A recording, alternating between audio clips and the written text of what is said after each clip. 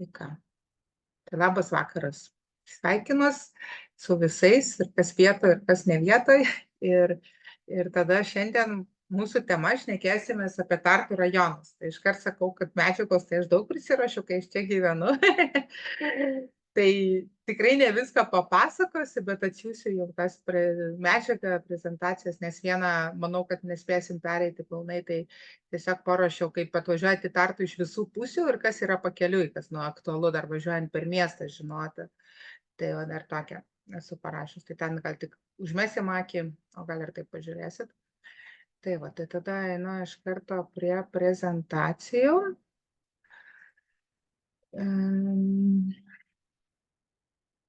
Taip.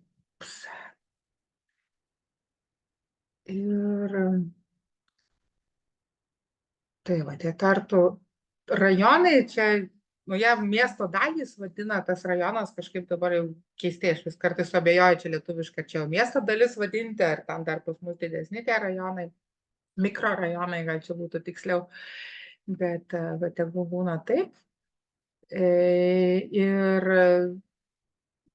vienas iš tų jau tokį apibendrinant truputį Tartu, kadangi praeitą savaitę kalbėjom apie miestą, tai čia tik primenam, kad iš jo pats senamiestis jis iš tikro buvo mažas. 27 hektarai viso labo ir apribotas miesto siena ir išliko iki pat 20 amžiaus pradžios tokio dydžio viso labo Tartu, nes visa kita, ką jau statė, aišku, anksčiau jau pradėjo 19 amžiaus maždaug antroje pusėje statybos aplinkinėse žemėse, bet jau čia tiesiog nuo dvarininko priklausė. Kiek dvarininkas suprato, kad čia vis tik to būstų trūksta, kad fabrikai statomi ir darbininkam reiks kažko gyventi ir tiesiog matė galimybę užsidirbti. Tai aišku, kad jie tada statė, ten išskirstė, kaip pavyzdžiui, Karlovos dvaro savininkas, tiesiog išskirstė sklypukais ir pristatė namų, bet miestai tai nepriklausė. Ir tik tai, kai išsiplėtė miestas po reformos žemės, jau kai buvo nacionalizuota, tada išsiplėtė. Aišku, paskui dar vis prisijunginėjo ten po vieną, po kitą kampą visą, kur aš dabar gyvenu, taip dar prieš kokius 15 metų, jeigu neklystu, tai ten dar miestui nepriklausė. Ir aš dabar esu ant pačios ribos į Haste rajone, tai 300 metrų likia iki miesto ribos, nes gal dar išplės, nes ten statosi labai stipriai iš karto už, arba ten dalis atrodytų organiškai įsijungia, bet formaliai jau rajonas.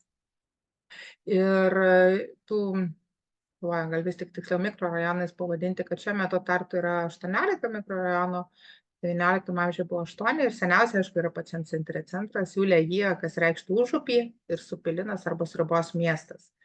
Ir aišku, vis tik didžiausias tai yra Nelinas, kas mums pasisekė, kad po karo sugriauto miestą įtikino miesto architektas, kad būtų, kol čia tas griuvėsis valys, kol ką, tai kad statytų tuščiam plote šiek tiek toliau nuo centro tuos namus. Aišku, jie statė iki pat 80-ųjų, ten vis plėtė, bet iš numatytų 4 mikrorajonų tik tai 2 pastatė. Apie tą pašnekėsim. Tai čia įdėjau truputį žemėlapių senų, tai čia senesnis jau žemėlapis, kaip atrodė centras, jau tas senamiestis, laikė tai senamiestis, centras ir jau čia trečioji dalis. Tai kaip matom, užupį irgi jau, aš gal tuo metu priskyrė miestui, bet Jama gatvė, tik per kelias gatves kvartalų buvo labai ilgą laiką riba iki pat 20 amžiaus. Buvo čia miesto riba, nes čia buvo dvaras, čia vėl buvo dvaras.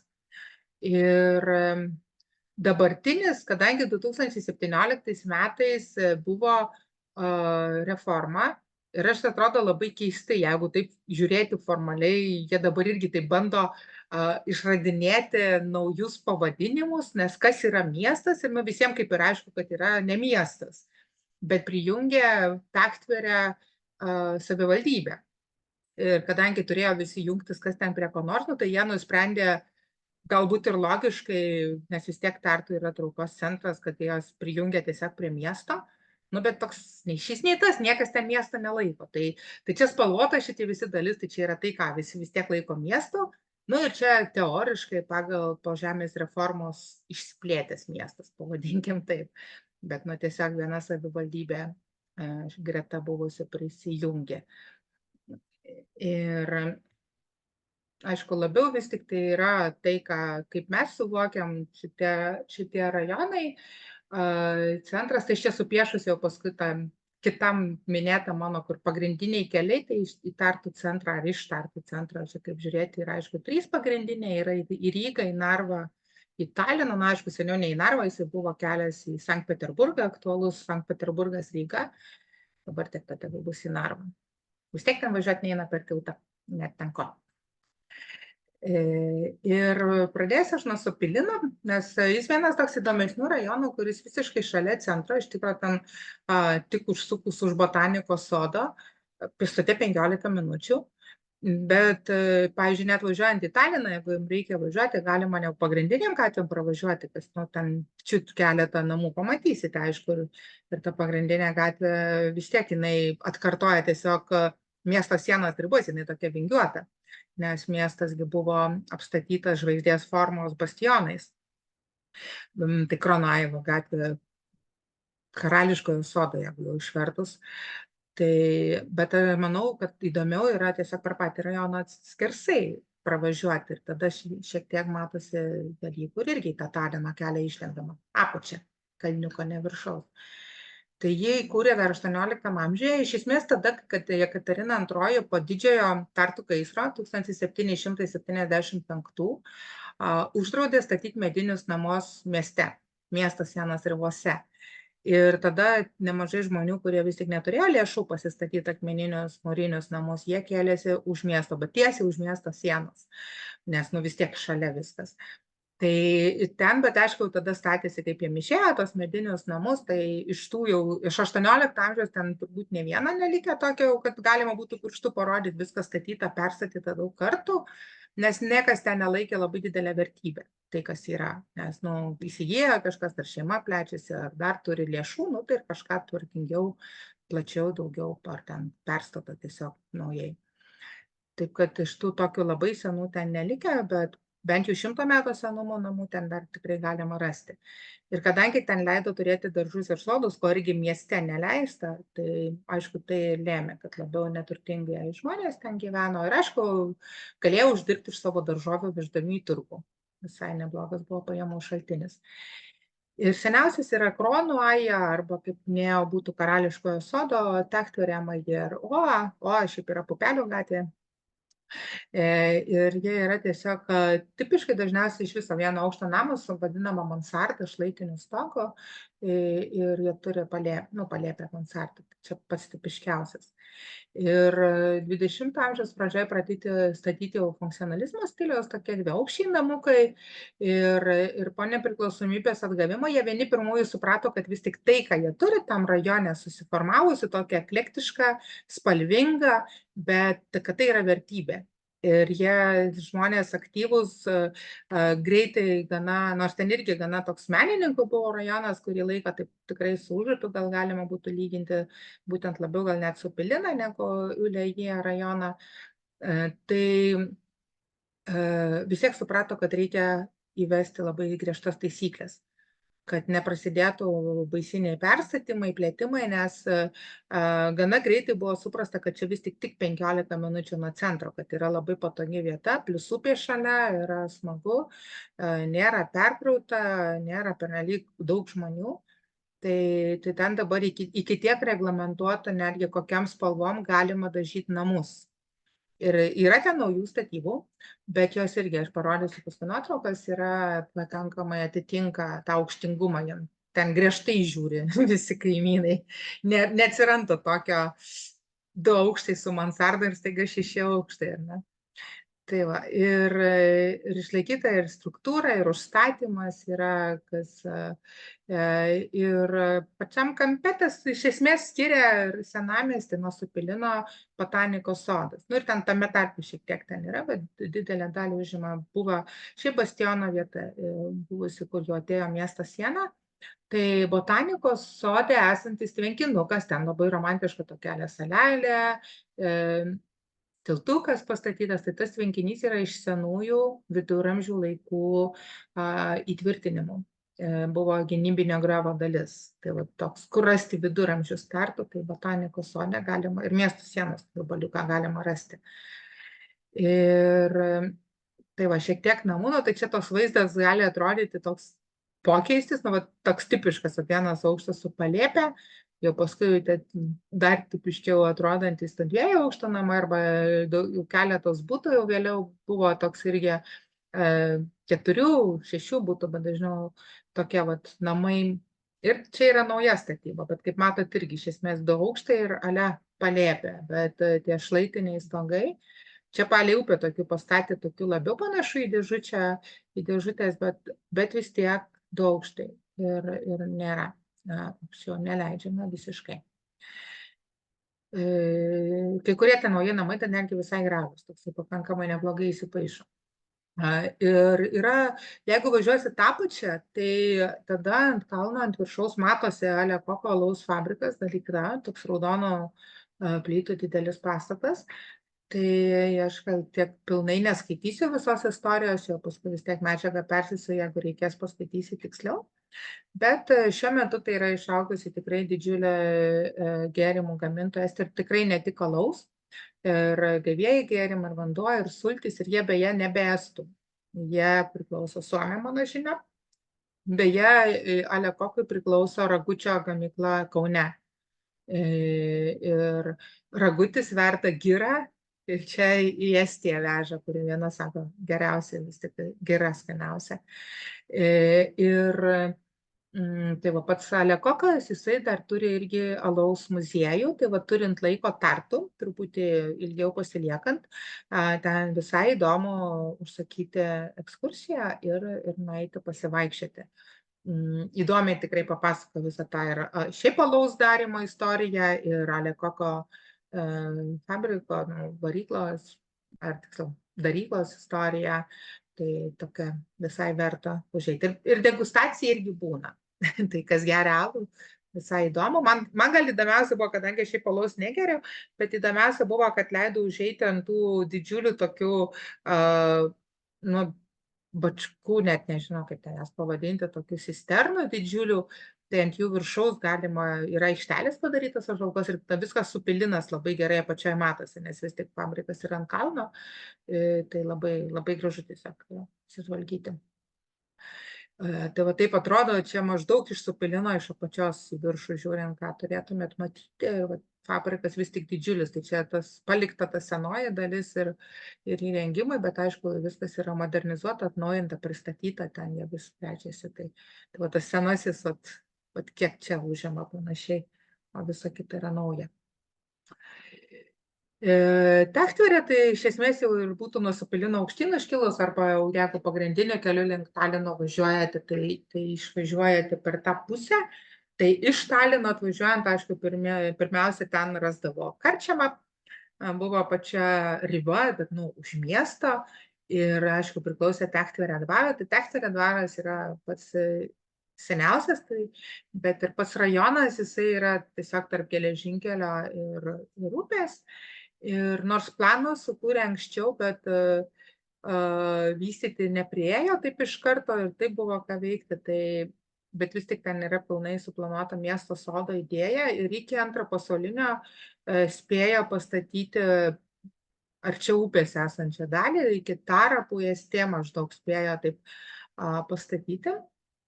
O paskui jau, aišku, sovietmečiu jau ten pristatė ne visai tokių namų, sakykime, tai ten pusė rajono visai gražu, pusė jau ne taip labai gražu, bet vis tiek planavimas išlikęs, aišku, sovietmečiais gal labiausiai ką sunaikino, tai būtent tą planą, kad tai yra dideli sklypai, kad yra vis tiek į kampus kai kur įkišo dar po namą, nors ta melinė daugiau, nes ten sklypai buvo truputį didesnė, bet kas iš pradžių buvo draudžiama iš viso, tai turėti visokios netgi būdeles ten ar kažką ten įrankiam, tik tai, aišku, malkinės vis tiek turėjo būti, bet ir viskas, ir jokių kitų ten statinių buvo neleidžiama sklype. Gana irgi griežtai apibrėžtos taisyklės, kad ir tvora kokio aukščio, kaip ten kas turi atrodyti. Tai va, ką sovietmetis sugadino, nes garažų pristatė, visokių ten būdelių, visokių dar ten, ko tik tai ten nepristatyta tų tokių statinių, kurių kaip ir neturėtų jų būti. Tai aišku, visi tie miesto sodo rajono pagrindinė idėja, kad yra alėja per vidurį, medžiais apsodinta, tikrai tai čia.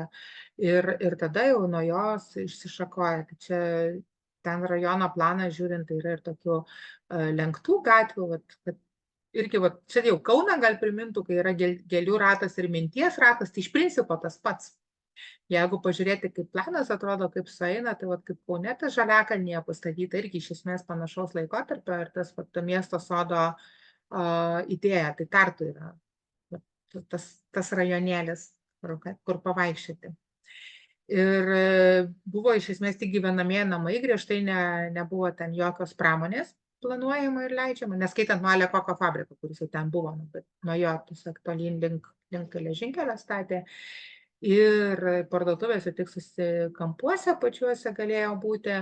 Ir namai buvo tipiniai tiesiog projektai dažniausiai, nors aišku, kai kurie profesoriai turėjo galimybės planuoti ir privačius, jau pagal savo norus namus, bet dažniau vis tik buvo ne tiek, kad privatus namas jau vienai šeimai, bet būtent ar 2 ar 4 būtų, nes valstybė skiria lengvatinius kreditus, tai statėsi taip, kad vienam bute gyvena patys, o kitą nuomoja, nes tas būtų trūkumas, gyvenamo ploto trūkumas ir nuomai, tai jis visą laiką Tartu buvo juntamas nuo pat, kai 19 amžiaus pradžioje universitetą atkūrė, nes jau vis tiek traukė žmonės atvyk. Tai dalis labai greitai kreditus išsimokėjo, ypač jeigu 4 būtų namą galėjo pastatyti, tai kai 3 būtus nuomoja, tai gana greitai. O dar ir kreditai buvo lengvatiniai. Ir tai čia taip Tara Pueste atrodo ir alėja, bet tik jo eina namai palei pat gatvę, visur kitur yra planuota toliau nuo gatvės. Ir aš porą įdėjau to tipiškų namų, tai čia istoriniai, nes gyveno svarbus žmonės, tai čia Koitula 8 poetės, viena po kitos tam pačiam bute gyveno. Ir kaip matote, tie 4 būtų, ir tada įėjimas yra per vidurį, bet irgi funkcionalizmas jau iš principo vyraujantis yra stilius.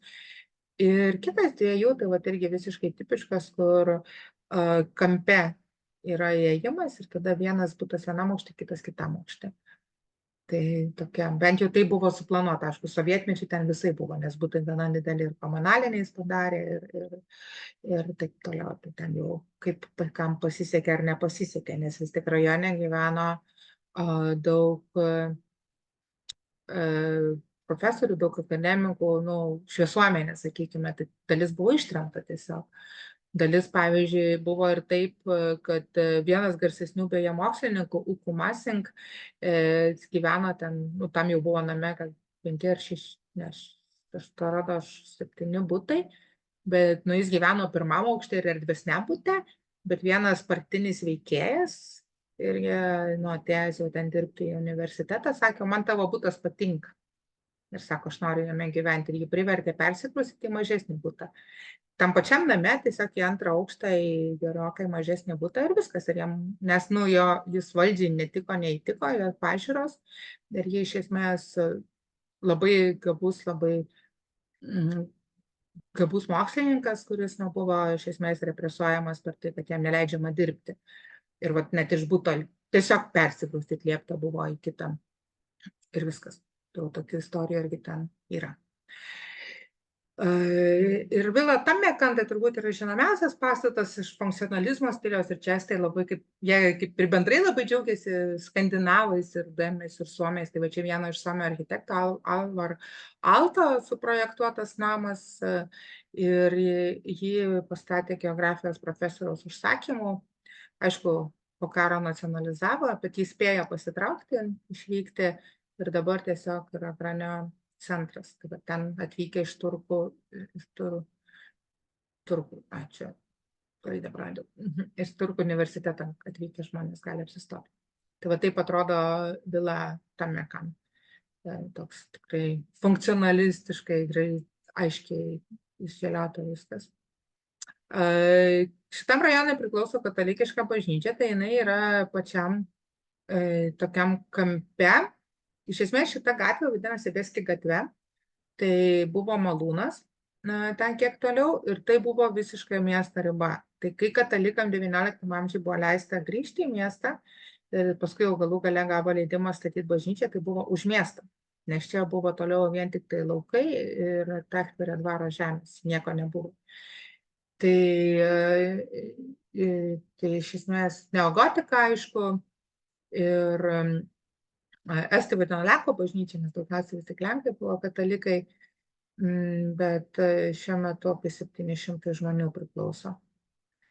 Ir yra katalikiškas darželis, yra mokykla ir beje, katalikų mokykla labai mielai ir estai leidžia savo vaikus, nors jie ne tai, kad ne katalikai ir ten liuteronai iš vis nelabai tikintys, nes dėl to, kad vis tik tai jie sukūrė tokią labai saugią vaikam aplinką.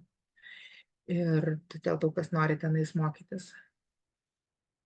Ir Tarė puestė, tos jau alėjos vienam gale, iš esmės yra toks tikrai nuostabus Jugendstiliaus pastato pavyzdys Tartu Vokiečių kultūros institutas, tai ten buvo vienos iš korporacijų, aš apie ją daugiau neparašiau, vienos iš korporacijų Neobaltika buvo pastatas ir dabar ten tiesiog irgi vokiečių kalbos galima mokytis, veikia kartais kultūros vakarai, būna dar toksai vietiniai vokiečių ar vokiečių kilmės truputį turi irgi vietą, kur susirinkti ir tą pastatą išlaikė.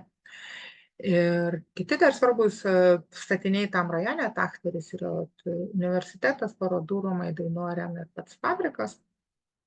Ir Tachtverio dvaras, aišku, kuris gaunasi truputį pakrašty. Tai jis, kaip minėjau, seniausias iš 1515 metų pirmas paminėjimas ir iš esmės buvo vyskupo dvaras. Bet aišku, paskui jau kilo Livonijos karas, paskui jau kiti karai, visą tai gerokai viską perskirstė ir priklausė daugmaž vis po šimtmetį garsiom šeimom Baltijos vokiečių ir paskutinė von Wolfs buvo 1919 valdė, nors iš principo dalį vis tik savo turtų dalį pastatų sugebėjo parduoti valstybei, išvyko šiek tiek anksčiau iš šalies ir sugebėjo dalį parduoti. Ir 1910-aisiais yra naujasis pastatytas jau pastatas, kuris dabar naudojamas kaip universiteto, Žemės ūkio universiteto kalbų fakultetas, bet yra išlikę 15 dar pastatų, arba tokia sovietmečių gana stipriai dalis perdaryta, pavyzdžiui, kokius garažus, bet vis tiek akivaizdu, kad tai yra dvaro pastatai. Tai va taip atrodo ta dvaro dalis centrinė, kur jau tie visi papuošimai ir viduje yra laiptinė tokia išlikusi originaliai irgi labai graži. Tai toks pačiam jau pakrašty. Nuo jos galima važiuoti, jeigu iš Talino atvažiuoja, tai čia būtų tada šitas dvaras kairiai ir iš principo pasukus į dešinę per tą Tachtverio rajoną pravažiuojant jau kitoj geležinkelio pusėje yra Marija Maisa vadinama dalis ir mažiausiai ten, aišku, gyventojų, nes irgi iš esmės privatus tik tai namai, bet yra įsikūręs visas medicinos miestelis, kurį dar nuo amžiaus pradžios pradėjo kelti ir perkelinėti iš centro, iš to nuo Tomio Megė arba nuo katedros kalvos. Ir dabar ten yra 13 klinikų ir vis plečiant. Ten dabar išplėtė labai naują pastatą, vaikų kliniką perkelė jau dabar į naują pastatą. Ir parkai yra aplinkui, dar yra fakultetai keli, tai kaip aš juokauju, ištrėmė iš centro pačius pavojingiausius biologus, medicina, aišku, chemija ir fizika. Ir atidarytas valstybinio archyvo naujas pastatas, tai jis irgi įdomu tikrai jame apsilankyti ir galima, ten būna net nemokamos ekskursijos. Tai Marija Maisa iš tikrųjų vadinama Marijos dvaras, priklausė Marijos bažnyčiai ir tiesiog tą bendruomenę maitino. Buvusios Marijos bažnyčia dabar pastatytas Tartu universiteto pagrindinis pastatas, jinai buvo pačiam centre, bet yra dabar kita bažnyčia Tartu, kuri yra vadinama Marijos vardu. Ir jis, aišku, irgi, iš esmės kiti dvarai Tartu atskirti nuo Tachtverio dvaro. 17-18 amžiuje, kai pradėjo smulkėti ir mažėti, ir jau tada nuspręsdavo, kad dalį palivarkų tiesiog, nes aišku, kitur buvo labiau kaip palivarkai, pagalbiniai dvarai, kad juos tiesiog atskirdavo, suformuodavo ten keletą estų kaimų, pridėdavo dar kažką ir tokį suformuodavo atskirą dvarą, tokį nedidelį. Ir buvo, bet jie laikė, ir valstybei buvo priklausę, ir ypač tada, kai universiteto klinikom ten reikėjo, tai dvaras aprūpino klinikas, ligonius maitina. Ir tik tai 23 po nacionalizacijų. Tai išlikę yra pora pastatų tik tai iš to dvaro, tai čia pagrindinis pastatas, kuris įrodo realiai, kad tai nebuvo puošnus ar kažkoks svarbus dvaras, tai buvo palivarkas ir matyti tiem, kas įsigijo, irgi labai čia nebuvo reikalo išsistatyti kažką gyvenimui, ir išlikę buvę arklidės, jas jau akmeninės. Ir dar porą tvenkinukų, kurių negalėjo parkingo pilnai padaryti, nes yra šitie, nes priklausė dvarui. Tai turėjo palikti. Tai čia jau klinikų iš viršaus, kur truputį jau kiek čia pristatė naujų čia pastatų, naujų korpusų fakultetų, vienu žodžiu, didžiulės šiaip dalykas. Ir naujasis archyvas, tikrai irgi įdomus pastatas, ir kaip padarytas, ir kaip ten eiti, tai toks šiek tiek miesto pakrašty, bet Tartu būnant ilgiau, tikrai verta užvažiuoti. Tada per gatvę, per pagrindinę į Rygą vedančią gatvę į kitą pusę peršokus būtų Tamelinas. Tai tam yra ąžuolas, Lin yra miestas, tiesiog ąžuolų miestas, nes pagrindinė alėja ten irgi yra tame Kueste arba ąžuolų alėja, tai ten būtent ir yra susodinti ąžuolai, tikrai irgi gražesnė alėja. Ir irgi iš esmės ruošta taip pat kaip ir Tachtverio rajonas miesto sodo, bet buvo irgi griežti tie ribojimai, pagalbinių pastatų, kokie, kad negali būti prie gatvės namai, ne prie pat gatvės, truputį yra tas kaip paradinis toks sodelis ar ten darželis ir už namo jau. Ir paskui irgi yra tokios lanku einančios gatvės, bet jos šiek tiek įtakotos ir to, kad ten yra geležinkelis, kad jis irgi taip puslankiu juosia rajoną. Ir yra to Jugendo ir Heimat stiliaus namų, turbūt daugiausia Tamelinė yra išlikę. Ir jie, kaip matot, netgi buvo apibrėžta, kad tu čia neprisistatytų ten būdelių, kad negali būti mažesnis negu 45, tai pas mus pagalvojus, kaip dabar naujos statybos būtai atrodo, tai daugi net nesiekia 45 kvadratų. Ir kad kokie pastatai, kokie dar, bet vienu žodžiu, tikrai irgi stengiasi tą suplanuoti miestą, tos rajonus, kad ir vaizdas būtų. Bet sklypai buvo 20 arų, tai ten dėja sovietmečiu labai dažnai yra į kampą įkištas dar vienas namas, nes aišku paimta ir padalinta, nes kaip čia jūs dabar tiek daug erdvės turėsit. Tai ten tas vaikštant labai akivaizdu yra, kur nepavyko, kur savininkus greičiausiai ištrėmė, pavyzdžiui, ir jau tada niekas, aišku, nieko neklausė, o kur kitiem gal kažkaip tai pavyko išlaikyti.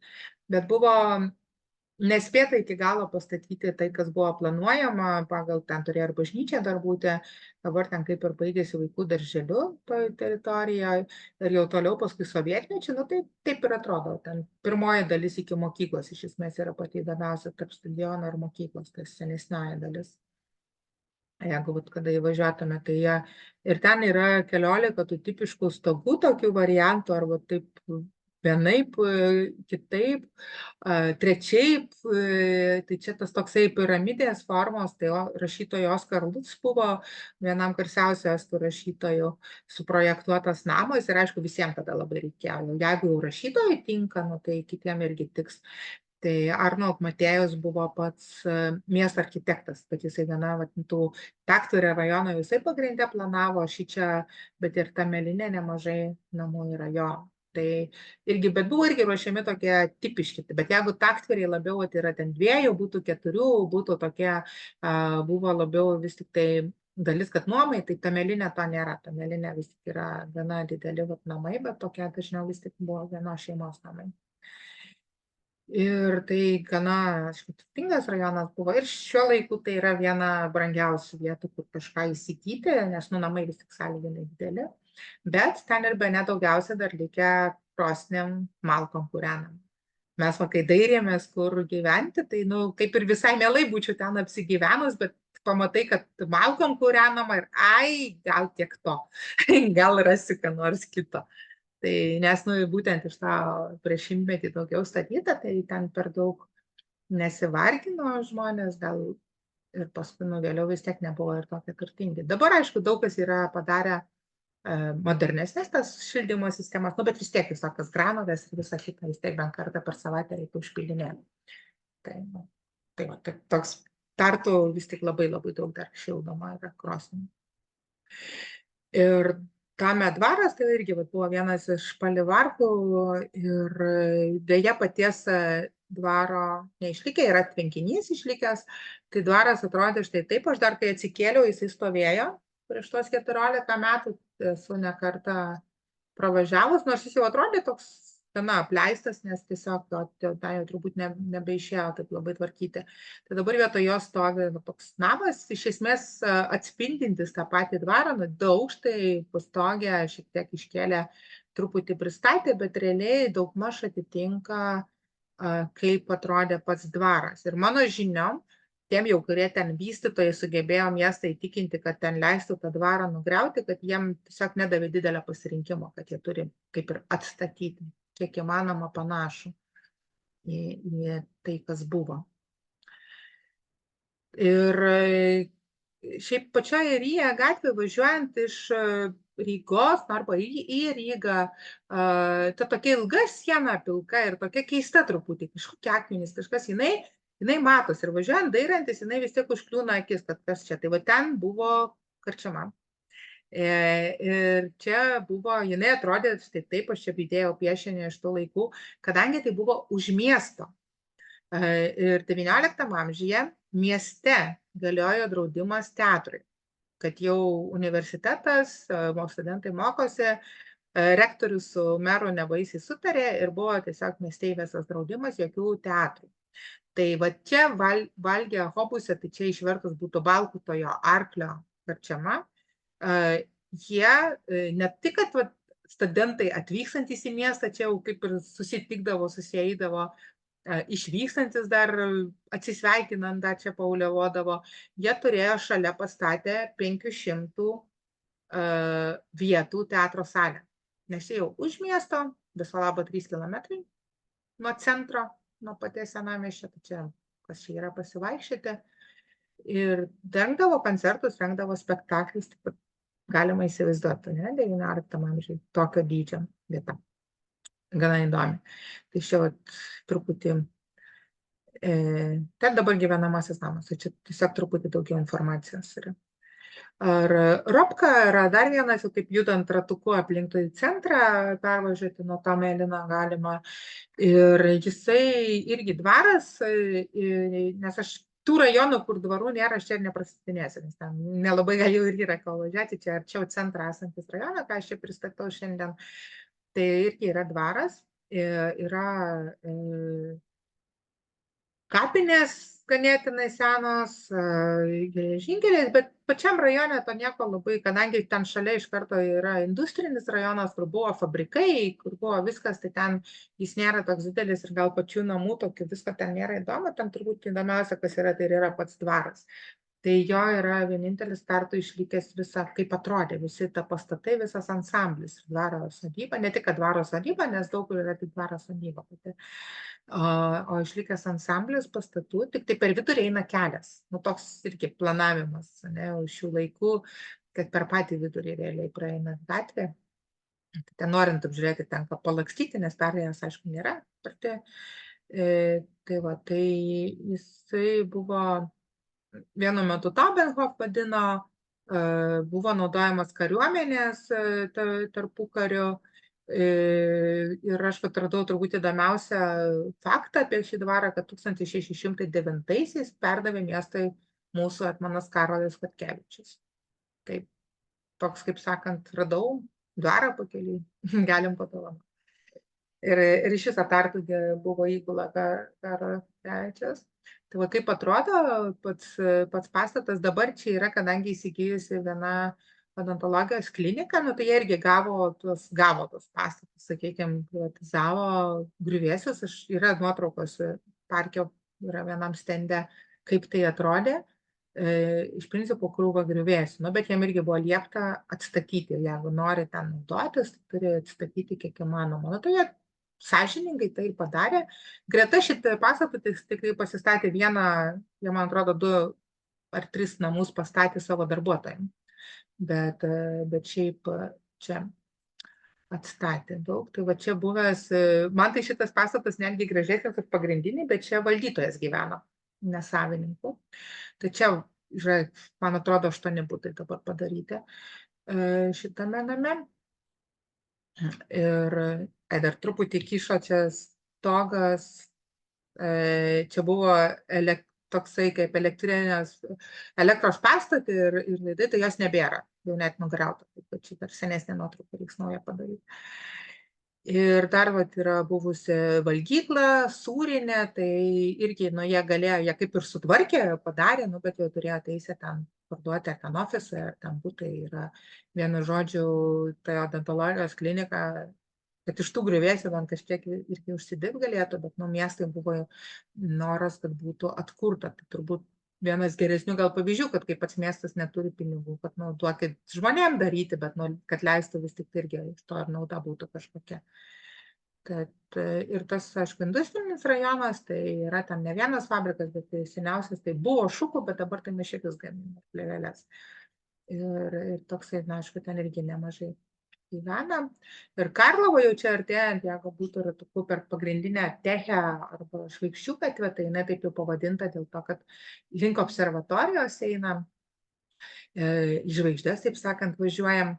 Tai Karlovos rajonas, aš kadangi jame 5 metus gyvenau, tai irgi man toks savas visai, irgi toks daug medinių namų, daug tokių beaukščių, tai pats dvaras gana įspūdingas yra, tik jisai nėra prie pat tos pagrindinės gatvės, tai reikia žinoti ir su dideliu autobusu aš sakyčiau, kad būtų sunku prie jo prisukti, geriau iš viso palikti apačioj kalno ten jo pravažiuojant ir užlipti ant kalniuko, tiesiog ateiti iki jo. Nes didesnio tai ten nepralysite. Bet, nu, ne visai netoli apačio galima pasilikti. Ir yra rasta, kad, nu, iš akmens amžiaus gyvenvietės, kaip sako, netyčia ten statė namą, ten tiesiog vieną iš dvaro pastatų jau žmonės įsigijo, perstatinėjo ir kažką tai atkasė. Tai ten pradžiai iš viso kriminalinę bylą užvedė, nes, nu, kriaučius atkasė, kol paskui išsiaiškino, kad taip senoki tie griaučiai, gal tiek to neieškos, kas ten nutiko. Tai va, tai daugiausia, kaip minėjau, Karlovas, kadangi dvaro savininkas buvo Tadėjos arba Fadėjai von Bulgarin, tai jisai va, jau tuo metu pradėjo statyti 8-12 butų namus, kas didžioji dalis jau yra išlikę beje. Ir žmonės būna, nu, sugeba susitarti renovuoti, tai ten tada gal visai ir neblogai, bet jeigu jie yra ties 100 daugiau metų senumo ir senokai renovuoti, tai ten nežinau, ar taip labai patogu gyventi, bet yra tekę matyti labai tikrai įdomių variantų, kaip viduje, iš išorės atrodo, nu, toks visai paprastas tas namas, bet kaip viduje ten 2 butus, pavyzdžiui, sujungia ir kažką tokio visai įdomaus galima padaryti. Ir kadangi tai buvo priemiestis, tai nebuvo miestas, tai čia negaliojo statybos normos, nu tai irgi dalis ten statėsi, kaip kas jam išeina. Ir kadangi tai vis tik gyveno daugiausia darbininkai, tai jiem bent jau gatvių pavadinimus viltingus tokius, bet čia jau estų nepriklausomybės laikais. Nes carinės Rusijos laikais, tai iš to laiko beje išlikęs pavadinimas Aleksandrė gatvė, kažkaip jos nepakeitė, caro Aleksandro garbei. Ir iki šiol jinai dar vis vadinasi Aleksandrė gatve. Tai va ten yra vieni įdomiausių pastatų. Ir, nu, tai va, tokie yra ganėtinai tipiški namai, kur gal net nebus daug papuošimo, nu, bet koks nors bokštelis vis tiek yra, va, čia labai simpatiški, tie vaikštai po tą rajoną, bet kažkokie bokšteliai, kažkokie, nu, tai įdomi, gražiausia, tai čia yra Vila Margareta, tai jau ten vienas iš to nedaug mūsų turimų Art Nouveau arba Jugend stiliaus pastatų, tai tikrai pati puošniausia, bet irgi turi lygiai taip pat kaip ir gal kiti rajonai, centrinę gatvę, kuri net vadinasi Kesk centrinę gatvę, tai irgi tokią alėją medžių turim, iš esmės lygiai tas pats, bet jau ten mažai kas važinėja tą gatvę. Ir yra joje, tam rajone Karlavos yra Aleksandro stačiatikių bažnyčia. Dabar remontuojama stipriai, nes čia vienu metu jau buvo uždėti perspėjimą, kad neikit arti, nes kryžius nukris gal netyčia ant galvos arba šalia ant kojos, vis tiek skaudės. Tai dabar remontuoja ten po truputį gavo lėšų, nes vis tik tai stačiatikių bažnyčios tiek labai paramos, aišku, čia neturim. Ir 1914 metų, tai prieš pat karą buvo pastatyta. Ir sovietmečio, aišku, niekam čia nereikia bažnyčių, bet jos likimas netoks labai baisus, jinai buvo laikoma kaip saugykla ir Tartu universiteto bibliotekos buvo saugyklos, tai vis tiek buvo prižiūrima, kad nes knygom saugyklų vis tiek reikia tam tikros temperatūros palaikyti, drėgmės, tai buvo prižiūrimas, stogas, tvarkomas, viską, tai iš tikrųjų nuskilo netgi, tai vis tik buvo saugomos knygos ir atšventinta 2003-aisiais viso labo. Ir pats Karlovos dvaras, tai turbūt įdomiausia yra, kas jame, tai 18 amžiaus pabaigoje jau tik tai atskirtas nuo Techtvarės ir ten įsikūrė pirmasis, kadangi buvo Karl von Krudener, tai nuo jo vardo ir vadinasi visas rajonas Karlova ir Tadėjus von Bulgarin, jisai ten rengė rusų kultūros vakarus, toks buvo židinys ir jisai nusprendė, kad senoji dalis per maža, pasistatė naują dalį, bet seną irgi paliko ir dabar yra jos abidvi, viskas yra išlikę ir dabartinis savininkas po truputį irgi tvarko. Tai turėjo ir nedidelę observatoriją, su Struve gerai bendravo, aišku, truputį kiek juokais, kiek rimtai ir varžėsi, kas ten ką greičiau suras. Bet aišku, Struvė, kai turėjo rimtą teleskopą, jisai labiau tą vadinamą mėgėjišką, tai vis tik tai ne visai buvo. Ir ta observatorija dalis ant stogo vis dar yra, bet dabartiniam savininkui jinai visiškai nereikalinga ir aišku, jis niekas griauti neleidžia. Tai jisai, aišku, daro tai, ką ir daug kas daro, dėja, tiesiog nesirūpina. Jinai greičiausiai kažkuria metu pati nukris lauk žemyn. O grįžtant prie Tadėjos von Bulgarino, tai jis turėjo didžiausią Rusijos žemėlapių kolekciją iš Rusijos imperiją, labai turėjo ir kitas kolekcijas, knygas ir taip toliau. Čia turbūt liūdniausia dalis yra, kad tai nebuvo išgelbėta. Pirmo pasaulinio karo metu, dėja, jis jau buvo anksčiau išvykę, ten nelabai gyveno tam dvare, po vaiko mirties kažkaip nebenorėjo ten gyventi. Ir net tiek gal ir rūpinosi, ir, aišku, niekas negalvojo, kad čia taip brutaliai eis bolševikų armija. Ir tiesiog 18 gruodį, kai pasiekė čia Tartu, tiesiog sudegino, pasišildydami biblioteką ir žemėlapis ir kitas kolekcijas sunaikino, aišku, grindis išlupo, ta prasme, nusiaubė visiškai dvarą ir dėja didžioji dalis neišlikė. To, ką jis turėjo.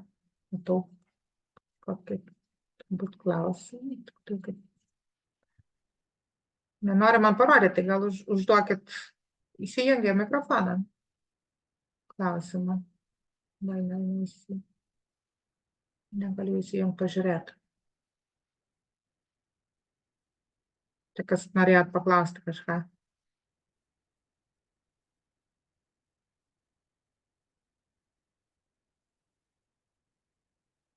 Aš nežinau, kodėl negaliu pažiūrėti. Ar vėliau paklausit? Tai va, čia truputį nuotraukų, tai čia senoji dalis. Ir man, aišku, smagu visi tie laiptuoti. Tai tas naujoji dalis. Pagaliau teiksis parodyti. Tai ta naujoji dalis, kaip matot, tiesiog pristatė šalia ir viskas. Ir tą seną taip labai nenaudojo, bet jinai išlikus truputį visą apleistą, bet jau čia nuotraukai matos, kad dalis lankų pakeista ir dabar po truputį juda toliau.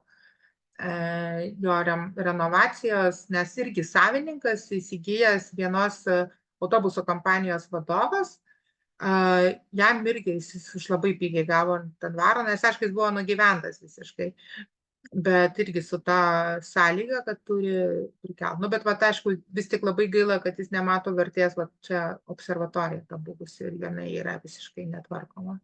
Taip, kad, na, tikrai kažkurio metu tiesiog nukris. Tai to vis tik gaila, kad to iki galo tos vertės nesuvokia to, kas yra. Na, bet čia kadangi mano viena kolegė gyveno šitam dvare, sakau, labai geras adresas gidui dvaras. Tai jinai, tai aš truputį esu po kiemą ir pavaikščioti, nes aišku, vartai viskas ten taip paprastai nepateksi. Tai patys savininkai čia šitoj pusėje fligelėje gyvena, turi būti susitvarkę, o čia palei aną sieną toksai eina ir į seną pusę dar šiek tiek, bet labiau toj naujoj. Tai ten tiesiog irgi keliolika butų yra padaryta ir nuomoja juos. Tai vat, irgi iš kažkur reikia tų pinigų gauti tą dvaro toliau tvarkymą. Tai naują dalį jisai tikrai neblogai yra sutvarkęs, kaip sakau, išskyrus tą Paršio observatoriją, o senąją dalį po truputį tvarko. Ir tai va. Ir toliau Anelinas, tai čia, nežinau, nevažiuojant, jeigu į pietus į Sekmą važiuotumėte, tai kažkiek pravažiuotumėte ten tą rajoną, bet tiesiog paminėti, kad yra tiesiog ir toks rajonas, 30, netgi daugiau procentų žmonių, sako, tai 1/4, taip, sakykime, gyvena tenais žmonių. Aišku, pavadinimas tai nuo dvaro, bet jo neišlikė, nėra nieko. Nu, tai va toks tipiškai. Tipiškai nieko mums stebėtina turbūt.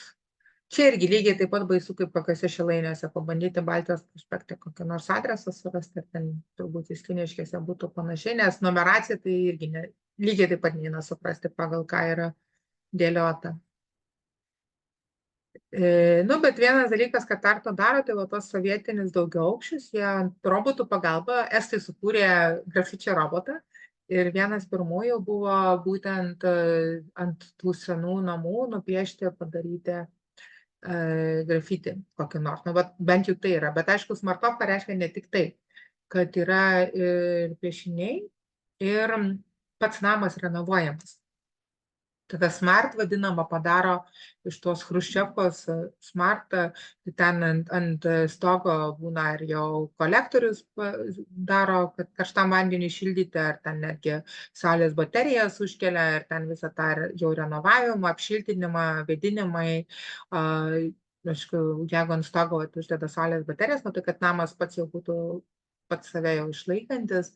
Tai va tokie projektai, jų nėra baisiai daug, bet daugiau yra gal tiesiog piešiniai, kad užpiešti, kad bent jau būtų gražiau. Bet yra žemėlapis, tai būnant Tartu, turint laiko, visai įdomu pasivaikščioti. Tai aš, aišku, turiu keletą savo mėgstamų. Pačiam Anelinė, pavyzdžiui, yra pelėda tokia nuostabi, skrenda bitė. Ir šiaip yra Tartu tikrai labai gražių grafičių. Ir Julija, tai jau čia už upės, kaip sakant, tas rajonas, už upės išvertus tiesiai, kaip sakant, reiškia.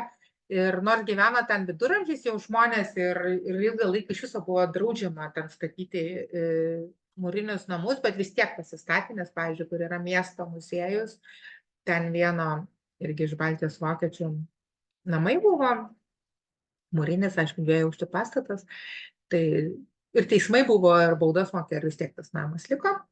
Tai dėja, aišku, didžiosios dalies neturim dėl karų, dėl naikinimo, nes priemiestis ir dar medinis, tai aišku, kaip puola pirmiausia sudegina. Ir 19 amžiuje jau irgi kūrėsi individualūs namai, buvo vilos, sklypai buvo ilgi ir siauri išdalinti. Ir aišku, daug reikėjo butų. Ir plus, aišku, pramoniai plečiantis, tai daug namų žmonės, aišku, suprato, kad čia verta visai rasti tų lėšų perstatyti ir pačiam vienam būtent gyventi, o nuomoti kitus. Ir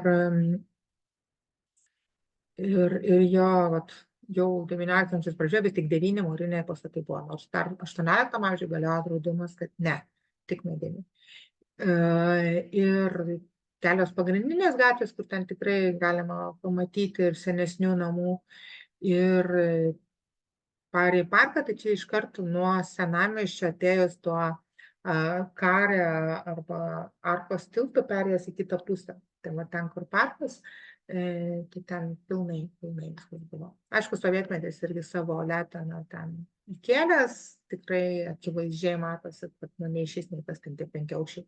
Aišku, tik tiek, kad 5 aukščiai, bent jau 12 aukščių nepristatė, bet vis tiek pristatė tų namų. Ir aišku, Julijie buvo labai svarbi estų kultūra, nes būtent ten kūrėsi daugiausia estai. Jeigu pačiam senamiestyje buvo amatininkai ir pirkliai, ant kalno, aišku, ten vyskupas ir jau vienuoliai ir riteriai kažkiek, tai čia buvo daugiau estų gyvenama teritorija. Ir už tai net ir pirmasis ir teatras, ir dainų šventė, viskas irgi vyko toj pusėje, kurias tai daugiausiai įsikūrė.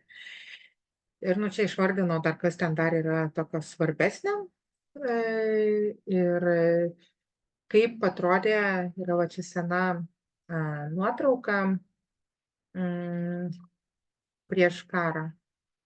Ir tai čia tas dar akmeninis tiltas stovėjo. Šitas pastatas yra Rotušės aikštėje, buvęs banko pastatas. Jis ir dabar yra išlikęs. Tai va čia yra Rotušės aikštė. Čia nieko nelikę. Čia nelikę, čia nieko nelikę. Tai va tai pakeitė karas. Tai tiesiog kaip atrodė, kad tikrai ne parkas buvo. Ir šiek tiek informacijos daugiau apie Švento Petro bažnyčią. Jinai yra iš karto ant kalniuko užkilus, tai labai gerai matosi važiuojant į Narvos pusę arba grįžtant iš Narvos pusės. Ir turbūt svarbiausia, kas yra, tai pats centrinės altoriaus paveikslas yra kviečiantis Kristus, garsiausio estų dailininko nupieštas, pirmojo profesionalaus, kuris buvo caro dvaro dailininkas. Tai jis galėjo, vis tik turėjo pakankamai įtakos, kad ir užtartų kažkiek estus, jau rastų jam tarnybą Sankt Peterburge ir paskui jau prasidėjo judėjimai ir jisai vis tik tai grįžęs į Estiją, paskui kūrė pirmą profesionalią dailės mokyklą. Čia viduje matosi tas paveikslas, kaip atrodo. Bet čia tiek šitai bažnyčiai, tiek Švento Pauliaus bažnyčioje dažnai vyksta ir koncertai. Ir kadangi mano vaikai dainuoja, dabar jau vienas tik tai berniukų chore Tartu, tai čia dažnai tenka lankytis, nes vyksta koncertai tiesiog ir mokyklų. Būna, kaip bebūtų sekuliariai atrodo, bet, pavyzdžiui, yra ir per Kalėdas, ir darymų, ir mokslo metų baigimo šventės vyksta bažnyčioje. Su pamaldom, pas mus to nevyksta. Ir čia Delta pastatas, tai čia bažnyčia, kadangi ant kalniuko tikrai gerai matosi iš visur, tai naujausias yra universiteto fakultetas, čia pati ir aš dabar esu Deltoje, vyro kabinete, kadangi mano vyras dirba čia informatikos institute ir tai čia, va čia, kažkur sėdžiu. Tikrai modernus, įdomus pastatas, atskirai suderinus, kai vyras turi laiko, tai būna priima irgi grupės. Ir papasako, ir parodo truputį. Kai jis negali, būna, kad aš parodo, nes iš principo irgi fakulteto vadus visus pažįstu, tai nėra problemos susiderinti. Jeigu vežtumėtės tokią grupę, kuriai gali būti tai įdomu, tai reikia pažiūrėti, galima ir ateiti. Ir radė jau truputį aukščiau, tiesiog jau važiuojant link Narvos arba, sakykime, Švento Petro bažnyčios jau truputį toliau. Tai tenais yra irgi ir teritorija, ir kapinės, bet iš tikrųjų svarbiausias ten yra Estijos nacionalinis muziejus ir Radė dvaras, tai aš irgi truputį daugiau informacijos surinkau apie patį dvarą. Ir von Liubhartai, kaip ten gyveno, irgi labai aktyviai šeima, labai plačiai vakarėlis, kultūrinius vakarus, vaidinimus ir taip toliau. Ir jie irgi buvo vieni tų, kurie suprato, kad reikia išvykti iš karto po karo, po Estijos nepriklausomybės paskelbimo. Tai čia vieni iš tų Baltijos vokiečių, kurie išliko, bet mes apie Baltijos vokiečius atskira bus tema, atskiras webinaras, apie tai kalbėsim daug plačiau, kaip čia su tais Baltijos vokiečiais. Ir taip jisai atrodė, dėja subombarduotas, sudegė, dabar taip kaip griuvėsiai stovi be stogo, nu, tiesiog sienos plytų raudonų. Ir neatstatytas ir greičiausiai neatstatys. Likę tik tai, nu, va, čia vaizdelis iš aukštai, bet matosi maždaug būklė. Bet čia buvusios arklidės, tai jos yra atstatytos. Ir į bokštą galima be jau užlipti, tai nedidelė paroda tokia.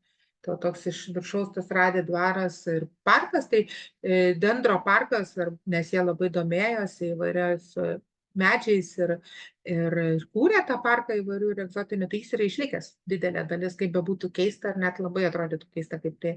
Bet aišku, kadangi čia buvo karinė teritorija ir dalis buvo uždara, tai ten ta dalis irgi pateko, tai matyti dėl to, bet kažkaip ir neišnaikino.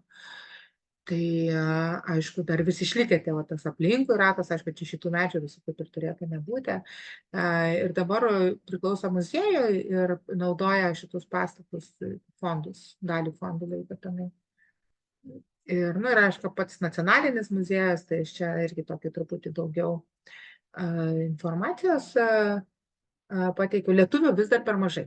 Vežkite lietuvius lankytis, gal kaip nors įtikinsi, kad išverstų į lietuvių kalbą. Dar kol kas nepavyksta. Bet latviškai beje jau yra. Bet Latvija tikrai labai daug atvažiuoja. Tai vat, pats pakilimo takas ir vat, tas aukštyn eina muziejus. Aišku, ten ežeriukas, čia dabar lieka šone kairėje, tarp tvenkinukai, vienu žodžiu, tikrai graži aplinka, parkas ir toliau tvarkomas. Tik čia yra tikrai gana sena nuotrauka. Tai buvo pačioje pradžioje.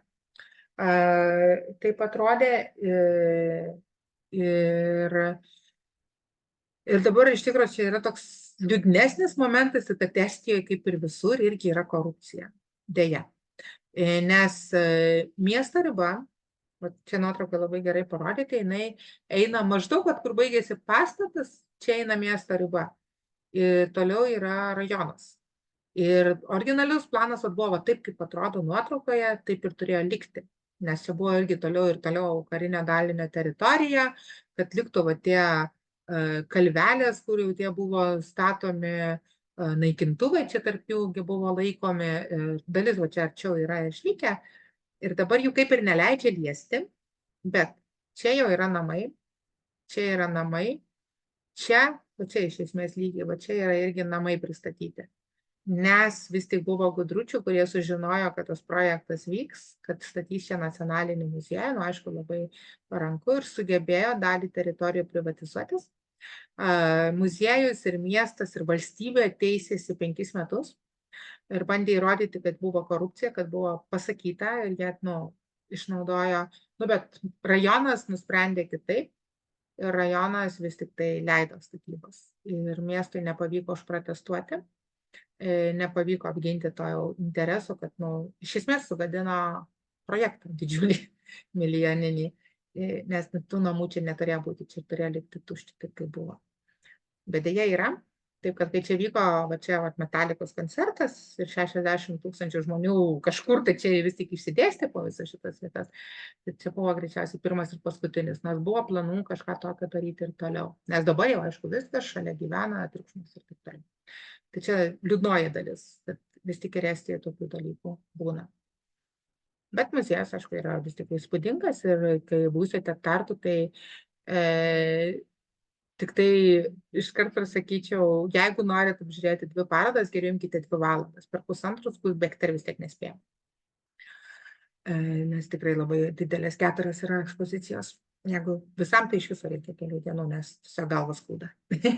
Ir dabar kaip tik atidaro apie surrealizmą naują visiškai parodą, 100 metų surrealizmui ir įvairių. Dar nespėjau nueiti, nes vakar turėjo būti mokymų, buvo tiksliau, aš nespėjau. Dėja, tai dar nueisiu, tai jau visiškai nauja dar viena paroda. Neskaitant neseniai atidarytos apie naktinį gyvenimą. Radė kapinės, nu tai čia kažkada jau buvo irgi su gido ekskursija, tai taip juokais sakau, nu va, kur visa Estijos kultūra guli palaidoti. Nieko neliko, nes aišku gerai tai, kad yra visur nuorodos, vaikštai tik po miestelį tokį, nes kas jau yra garsesni, tai yra nurodyta, yra iš esmės atitiktų ar pas mus Petrašiūnų, Kaune, ar Rasuone, ar Bernardino kapinėse Vilniuje, kur laidojo jau garsiausius mūsų veikėjas.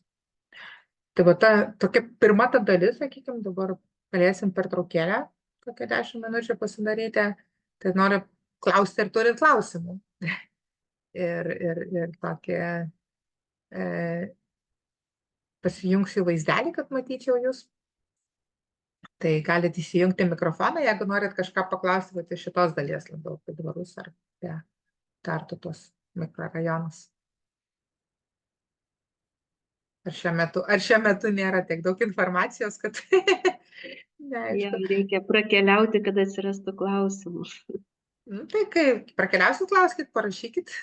Tai tada taip padarome, kad 10 minučių pertraukėlė ir tada perėsim per tą kitą. Nepamiršti. Tai va, tai šiandien už tai nepažiūrėjau, kad ne taip video, štai nieko, pusė nukirsta galva. Tai antrą dalį, kaip ir minėjau, tą tokią apie jau pagrindinės gatves ir kas ten jomis važiuojant yra, nes vis tiek į Tartu atvykstama iš esmės iš 3 pusių. Į 4 galima, bet paprastai nevažiuoja. Tai aš tokį sudėliojau tiesiog, tai perbėgsiu aš pačią prezentaciją, tiesiog kokia informacija apie Karvą. Tai gal turėsite dar klausimų tokių kažkur konkretesnių, tai galėsim aptarti. Tokia antra dalis, tai šerino vėl slaidus ir pagrindinis. Tai va, čia gal teiksis šitą panaikinti. Kažkaip čia labai greitai prašoko. Tai va, pirmiausia, aš tokį dėjau jau vieną iš pagrindinių turbūt krypčių į Tartu važiuojant iš Lietuvos pusės važiuojant, tai kai atvykstama iš Rygos, aš čia visą tą sudėliau taip, kad atvažiuojat į miestą.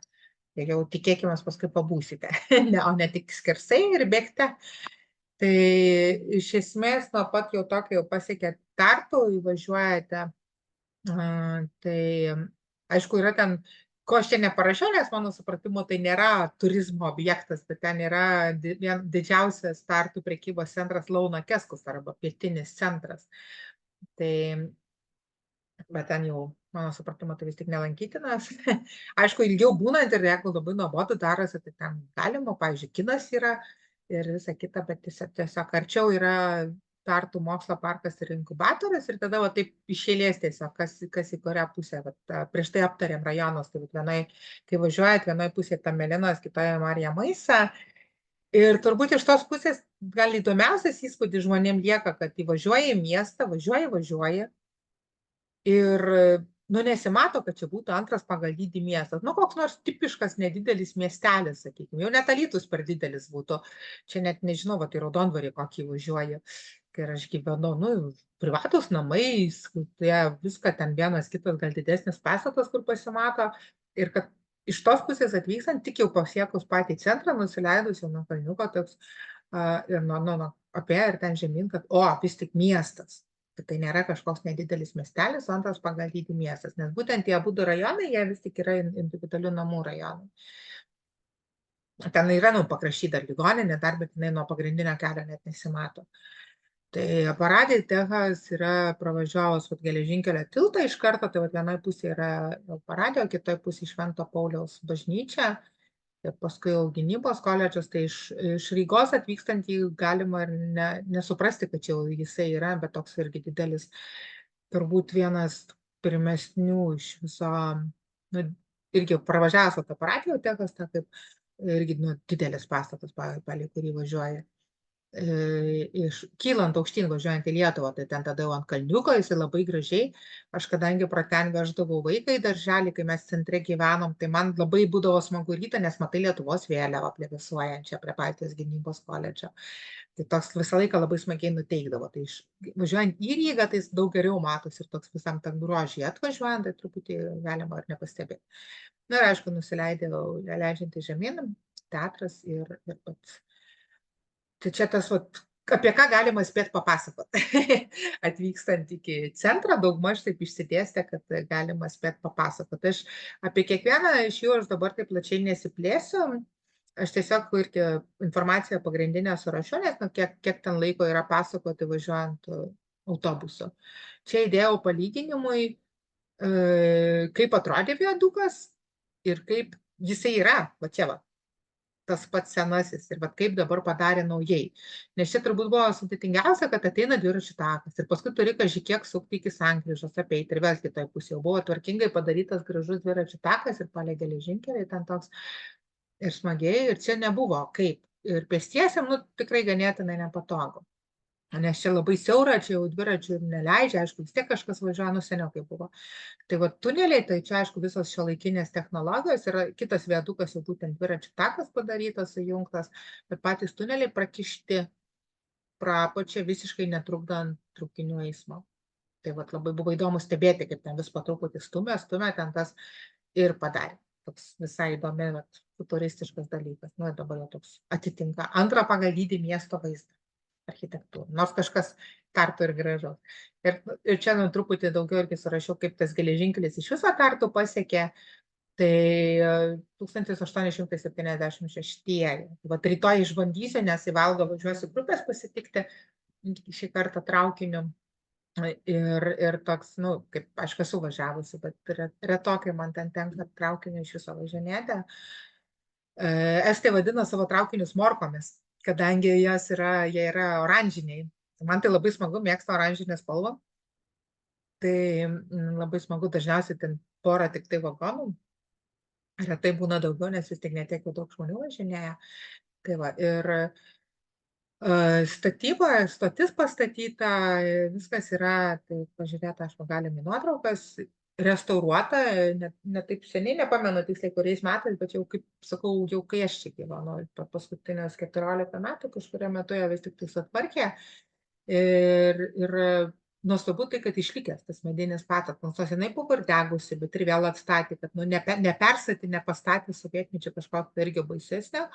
Ir aišku, juokavo žmonės, ypač 19 amžiuje, kad kodėl stotis medinė.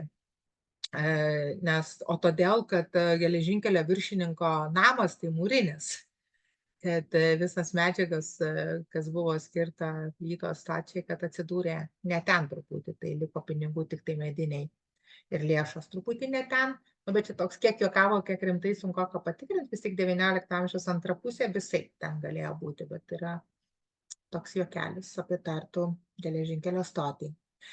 Aparatitechas, tai važiuojant gatvę matysit va tokį, nu, tikrai, aišku, gamykla kažkokia buvo, aišku, čia nėra toli centro, pravažiuojant šalia ant kito sankryžos, beje, yra Hektor viešbutis, kuris, nu, čia einant, taip per daug neskubant apie 20 minučių kelią nuo centro. Aš jo dažniausiai nerekomenduoju didesniem grupėm, kadangi tai yra dizainė. Viešbutis, jo kambariai yra gana netolygus. Nėra, va, pavyzdžiui, 30 žmonių vienodom sąlygom apgyvendinti. Bet, pavyzdžiui, labai puikiai įsitiko, kaip pas mane buvo atvažiavę šokių kolektyvas, kur visi savi. Ir ten, tarkim, kad kažkas 4 gyvens, kažkas ten 3, kažkas gal net 6, nes yra ir tokių kambarių. Bet jiems buvo ne taip baisiai aktualu, kad visi būtinai vienodom sąlygom gyventų, ar ten kiek įmanoma panašiam, tai jisai tikrai tinka. Ir, pavyzdžiui, atvykus su šeima, aišku, tai nėra visiškai centras, nors Aparatitechas yra visko, pavalgyti gal 5 restoranai ir dailės galerijos, tačiau tik perėjus per gatvę, čia galima net į centrą ir neiti. bet ten visai įdomus viešbutis. Tai va čia grinai ant kampo per gatvę nuo Aparatitechas. Ir čia vyksta, verta pažiūrėti jų puslapį, jie tikrai dažnai vyksta visokie koncertai ir renginiai ir šiaip tokio įdomių būna dalykų. Ir grafičiai yra irgi gražus, nes visą buvusią gamyklą, aparato, aišku, gamykla ir buvo čia turbūt, ir aišku, pagal pavadinimą, tai teoriškai gamino dar ir lietsargius, bet tai buvo kaip priedanga nes jie buvo baisios kokybės net ir sovietiniai jau sistemai. Ir aišku, dalis aparatūros buvo karo pramonė, štai pusiau tokia irgi slapta. Štai irgi viena iš priežasčių, dėl ko Tartu buvo pusiau uždaras miestas sovietmečiu, ne tik tai dėl karinio aerodromo. Ir čia tiesiog aš įdėjau nuorodą, ten tikrai apie save daug pasakoja. Ir koncepcija, aišku, pirmiau atsikūrė Taline, Teleskybė. Tas, kur buvusią gamyklą išnaudojo kultūrai ir menininkam. Ir tada Tartu apsižiūrėjo, kad turėtų gamyklų apleistų ir vat kaip tik netoli centro, tai čia jau kilo, jau čia buvo sąmoningai ta apleista gamykla irgi nuspręsta paversti kultūrinę erdvę. Ir ten jauni žmonės beje ėmėsi daryti, nes miestas kaip ir neturėjo tam lėšų. Ir jauni žmonės, jie tokią koncepciją, ten yra ir to, sakykime, biurų tam tikri, jau tos vadinamos, kur dalintis gali, kur ten gali išsinuomoti stalą iš principo ateiti. Jeigu reikia, kas atvyksta, gal reikia tik tai kartą per savaitę kažkur tai turėti galimybę nueiti biurą ar kažką to. Tai ten tokių erdvių irgi yra ir tikrai įdomių ir dizainerių, ir tokių mažų tokių, sakyčiau, amatininkai turbūt keistai truputį skamba, nebūtinai, odininkai, pavyzdžiui, su metalu ten, ar juvelyrai tokie įsikūrė, tokių irgi įdomesnių ten, nes jie stengiasi išbalansuoti, kad ten ir pavalgyti yra kur, ir, kaip sakiau, gal 5 dabar šiuo metu yra skirtingi, vaikų yra žaidimo kambarys, yra tie visokios veiklos, yra parduotuvėlės ar butikai ten netgi, yra meno galerija, toks, kad tos išsibalansuotų ir jie gana ten atidžiai atsirinkinėja, ką priima pas save, bet irgi tokiam šiek tiek dalis yra lengvatiniam sąlygom, kaip inkubatorius pradėti startupams. Tai va, Švento Pauliaus bažnyčia kitoj pusėje irgi įspūdinga ir bokštas matosi iš toliau, aišku, jeigu atvažiuojat nevėlai vakare. Ir irgi dar vienas suomis čia pasireiškė, Eliel Saarinen, jo projektas dėja nebaigtas ir pilnai nebuvo pastatyta, nes statė Pirmojo pasaulinio karo metu. Erdvės ten tikrai didelės, dabar bendruomeniai pakankamai šildymas, pavyzdžiui, kaip ten tikrai nebūna baisiai šilta žiemą. Ir sovietmečiu tiesiog nors ir buvo sugriauta, parapijiečiai apsaugojo, bet turėjo dalintis. Jiem jau nepaliko pilnai naudotis bažnyčios, tai ten toks keistai, aš aišku to nemačiau, bet man kiek pasako kolegos, kad ten buvo atskirta, tiesiog sienos vidury pastatytos, vienoje pusėje sporto muziejus, ten sandėliai, ten dar kažkas, vienu žodžiu, toks užguita šiek tiek, bet išsaugojo. Vis tik pastatas ganėtinai įspūdingas, bet vieno priestato, kuris planuotas, čia turėtų būti simetriškai, nes vienoje pusėje yra, o kitoje nėra, tai jo taip ir nepastatyta. Ir jinai atšventinta dabar 2015-aisiais. Ir mano minėtas Baltijos gynybos koledžas, tai toks baltas pastatas, čia pravažiuojant gana gerai matosi. Vieną kartą pavyko man ėjau fotografuoti, kad būtų tikrai vėliavos plevėsuota, aišku, reikia atitinkamo ir dangui debesų, ir vėjo šiek tiek.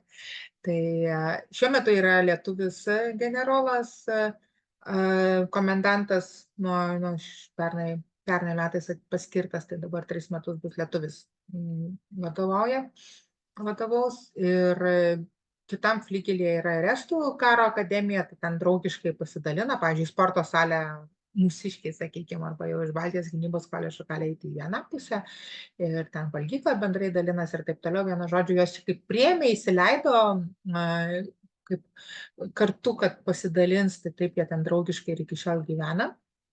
Ir karininkai, aš su jais puikiai bendrauju, sutariu, kitą šeštadienį irgi kartu švęsim. Susitiksim dar, nes jau paskui prasideda daug kelionių tokių.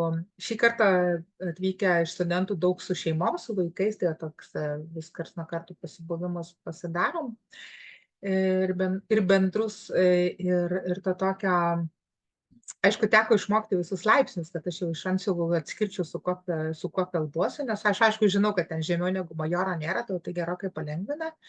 Bet jau tų aukštesniųjų karininkų, kad nedaug dievė nesumaišintom, ar ten pulkininkas, ar pulkininkas leitenantas. Gerai, kad generolas tik vienas, ten viskas aišku. Ir bet įdomu buvo toks papildomai išsiaiškinti, su kuo ten šnekėsiu. Ir paskui jau leidžiantis nuo kalniuko, iš tikrųjų yra Vanemuisė teatras, Vanemuinė. Ir aišku, čia naujasis, 70-aisiais pastatytas, nes senąjį sugriovė per karą ir neleido atstatyti. Ir čia priekyje yra Tubinui skirta kompozitoriui Tubinui skulptūra, ir čia šitie priešais lyg būtų orkestras. Ir aš tikiuosi, kad tą garso instaliaciją jau dabar Tartu kultūros sostinė gal vis tik sutvarkys.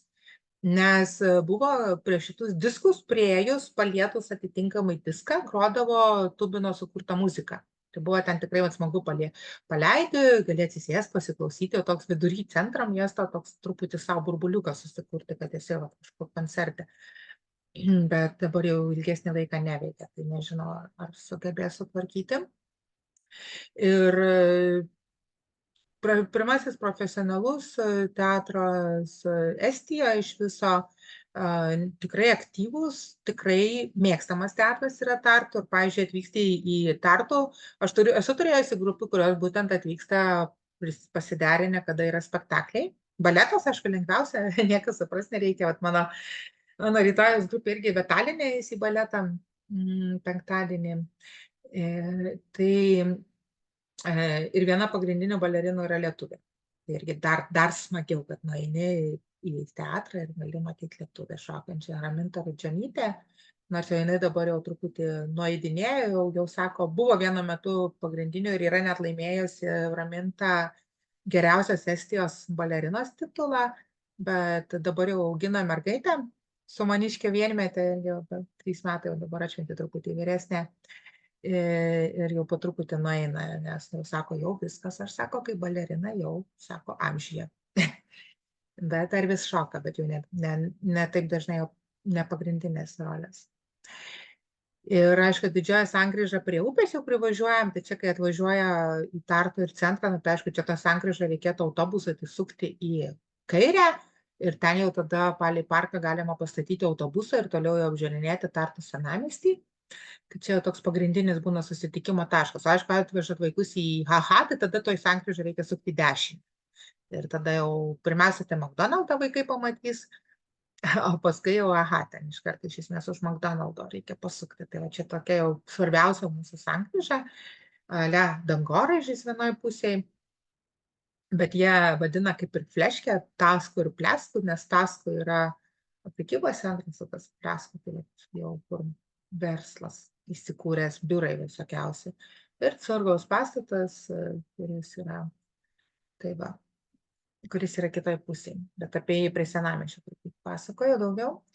Ir čia atvykstant iš Talino, tai čia sąlyginai daugiau yra į kairę, į dešinę, apie ką jau galima pradėti šnekėti dar beveik neįvažiavus į Tartu, nes jau matosi ten sandėliai ir viską, bet čia jau tiesiog galima pradėti apie alų pasakoti.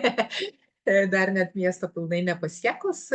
Valdorfo mokykla truputį toliau, ten gal nelabai gerai matosi, parodų rūmai yra arčiau ir Žemės ūkio universiteto, tai turbūt geriausia. Ir pats pastatas gana įdomus, jisai jau toksai, ir jo šalia kelio visai yra tokia stiklo išlenkta įdomus gana architektūros sporto salė. Tai va ten yra būtent Taktverio dvaro ir iki kairėjo tas visas įsikūręs Žemės ūkio universitetas. Riedučių parką dabar palikau, bet reikės pažiūrėti, ką ten daro. Dabar kažką tai tvarkė, tai turbūt nežinau, ką ten ar naujai geriau padarys, ar kažką visai naujo. Šiuo metu ten tvarkoma. Dainų arena nuo kelio nesimato, bet jeigu pasuktumėte nuo Taktverio dvaro, pavyzdžiui, kad netiesiau tą pagrindinių kelių, galima ten pasukti į kairę ir pravažiuoti per Supiliną. Tai tada matytųsi, tada jinai būtų dešinėje pusėje.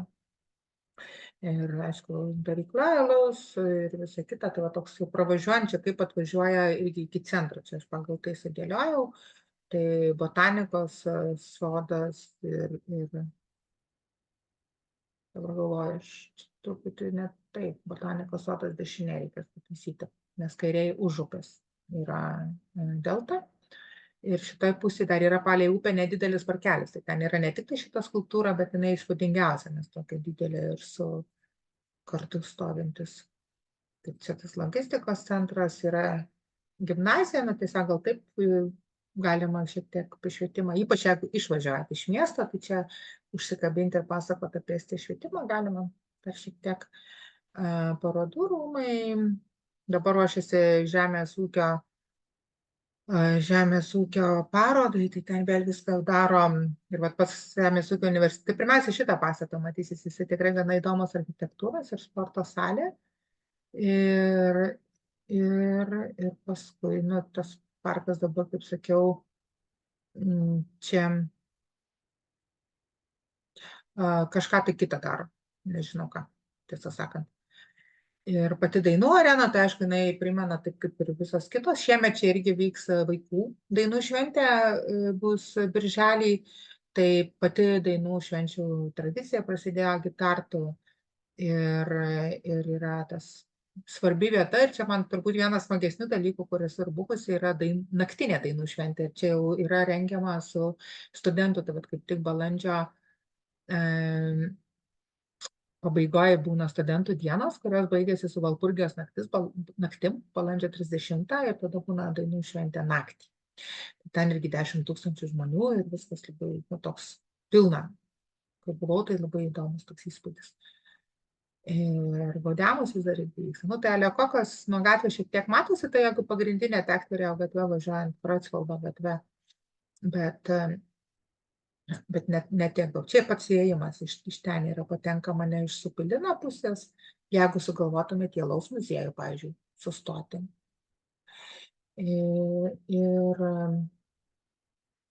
Ir katalikiška bažnyčia, tai jau truputį minėjau prie rajonų Taktverę, tai čia iš principo tada jau nebesikartosiu. Tiesiog aš nusprendžiau ją būdų įdėti šitą informaciją, kad būtų paprasčiau. Nu ir botanikos sodas, tai iš esmės įkurtas jisai buvo jau seniau, šiek tiek, bet ne ten. Buvo jisai ten, kur yra parkelis nedidelis šalia mažosios Vanemuisio teatro salės arba buvusio Vokiečių teatro, tikrai labai gražaus ar Nouveau stiliaus pastato. Bet ten buvo pirmiausia botanikos sodas ir ta pati gatvė vadinosi Sodo gatve. Aja, bet paskui, kai teatrą pastatė, tai pervadino Vanemuisio gatve.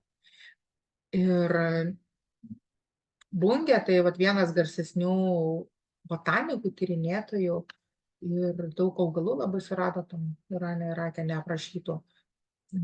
Tai aišku, čia buvo Tartu universitete ir daug buvo garsių mokslininkų.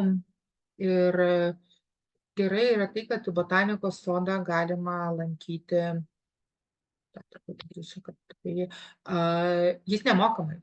Tik oranžerijos yra mokamos, bet ten keli eurai buvo. Tai jeigu lyja, labai gera vieta pasislėpti, šilta, smagu, gražu. Bet pats aplinkui parkas yra nemokamas ir vasarą iki 9 būna atidaryta. Ir Delta, kaip minėjau, kitoj upės pusėje tikrai gražiai atrodo, įspūdingai. Ir kitas yra kompanijų pastatas. Čia Kalevo paminklas, jis matosi pravažiuojant, būtent tas toks jau milžiniškas Kalevo sūnaus skulptūra, tai jinai yra nepriklausomybės kovoms skirta. Ir aišku, tarpukariu sovietmečiu buvo sunaikinta. Ir Amandus Adamson buvo originalus autorius ir Rusalko Taline yra irgi to paties. Ir aišku, Rotušės aikštė čia matosi pravažiuojant, tik tai labai greitai, kadangi siaura, tai jeigu tuo metu dega žalia, tai labai greitai pravažiavo, bet matosi. Ir geltonas National Geographic rėma, tai buvo geltonas, dabar jį perdažė šaltibarščių spalva, nes taigi Tartu yra kultūros sostinė, tikiuosi perdažys atgal. Ir čia aš fotografavau tą dalį, kur gražesnė, iš 18 amžiaus ir klasicizmo stiliaus namai, nes kita pusė vis tik yra 50-ieji po karo atstatyta. Ir kai atvažiuojate iš Narvos, tai irgi toks nemažai irgi yra, į ką galima atkreipti dėmesį.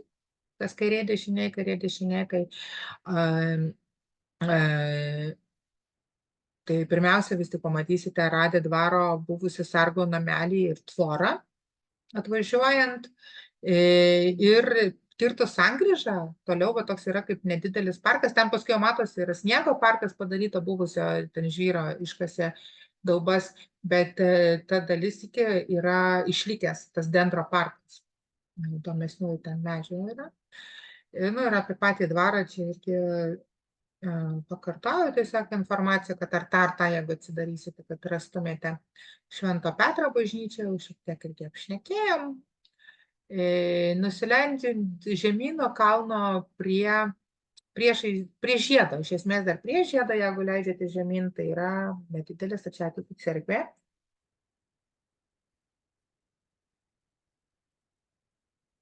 Tai va čia Maskvos patriarchas Aleksiejus buvo popu kurį laiką ir jinai priklauso Maskvos patriarchatui, vis tik tai ne estų ir kankinio Jurijaus vardu pavadintam.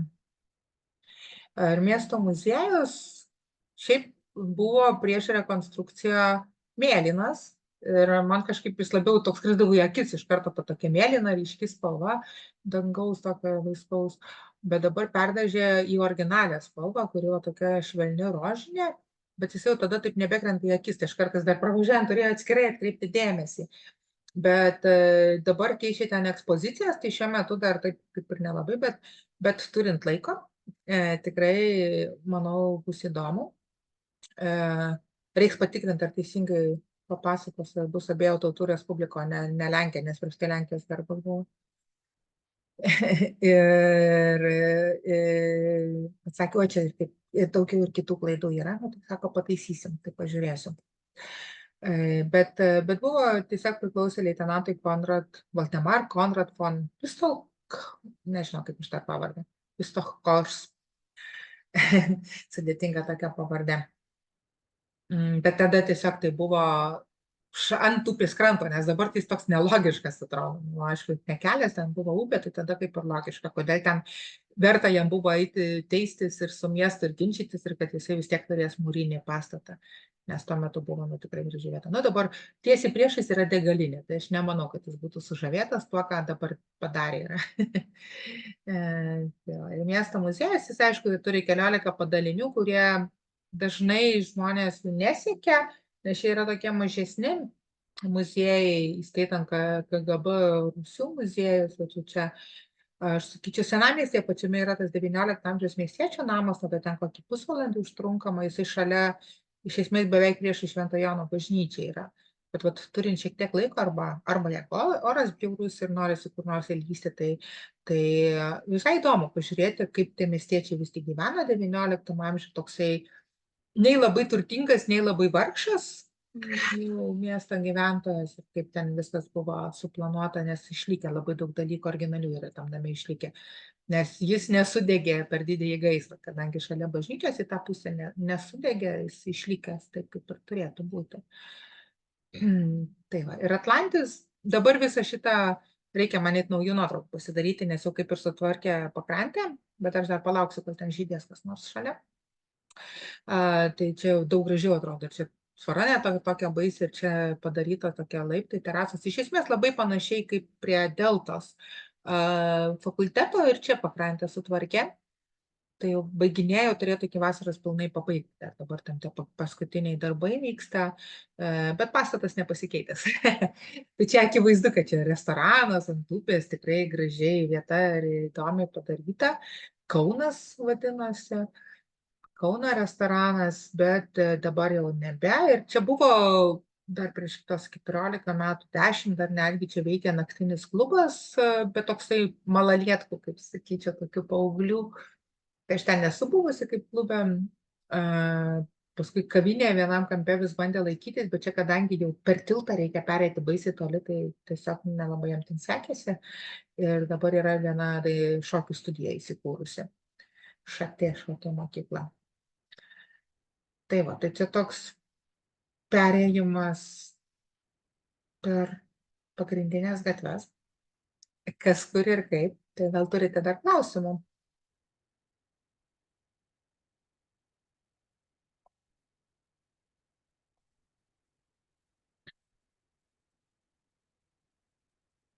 Aš gal vieną klausimą. Gerai, įsijungit kamerą. Jo, gal ne visai įsijungiu. Pasirodykit.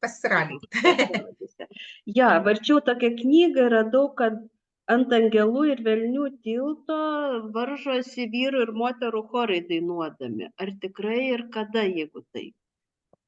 Ar teko girdėti? Mano žiniom, tai šitai būtasis laikas, kad tai buvo 19 amžiuje, kad tai buvo tokia tradicija, bet per studentų dienas, kas ten kur kada susigalvoja, tai čia visaip gali būti, bet aš tokio, kad atskirai kaip renginį aš nesu girdėjusi šiuo metu, kad vyktų.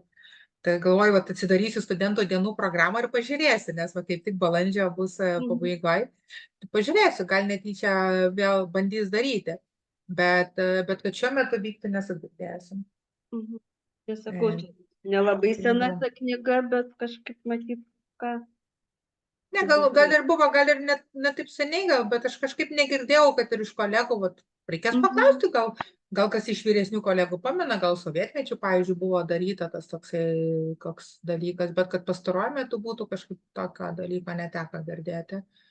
Bet ten vis tiek buvo siejama su studentų dienom, kad su studentų šventėm, ne šiaip savo susigalvodavo. Tai va. Gali būti. Tai va, tai tas toks. Dėkui. Tai ačiū Jums, kad buvote, kad nereikia man su savim kalbėtis ir įrašą daryti. Žiūrėsim, kaip čia toliau seksis. Ar Jūs dar, Jurgita, būsit, ar aš gerai atsimenu, kad jau toliau ne? Aš grįšiu į salas dar. Supratau. Tai gerai, tai tada gero pavasario iki salų, iki pasimatymo. Iki malonumo. Tai tada sėkmingai, tikiuosi, ir atšils, vis tai bus to pavasario. Turi ateiti, aišku. Gerai, ačiū labai. Gero tada vakaro. Iki.